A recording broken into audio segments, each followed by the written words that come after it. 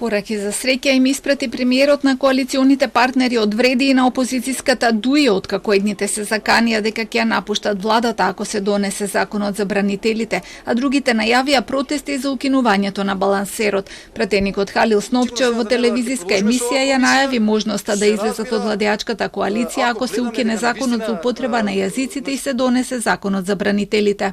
Нека му е со среќа. Премиерот беше со идентичен одговор и на прашањето за вчерашната изјава на Ахмети дека ќе протестираат доколку се укине балансерот.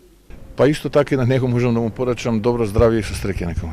На пратеничката Славјанка Петровска, која пак го повика да постапат и со овој закон како што го сторија тоа со унгарскиот заем, и порача дека не ги разбира собраниските процедури и дека тоа не зависи од него. Предлог законот за бранителите е заглавен во Комисијата за социјална политика, откако председателката на комисијата Илирет Даути од Алијанса за албанците закажа седница, но не го стави на дневен ред. Тоа му послужи како оправдување на спикерот Африм Гаши да не закажува нова седница затоа што е веќе закажана.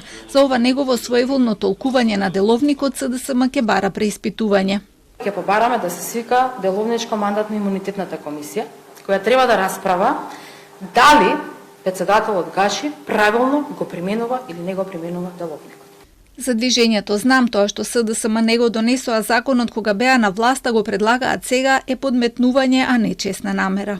СДСМ ја испушти можноста додека беше на власт да го понуди овој закон за бранителите и додека беа на власт со СДСМ можеше да се донесат сите тие решенија. Меѓутоа од февруари месец тие го стопира во собраниска процедура и се подметнуваат кукавички јајца во собранието.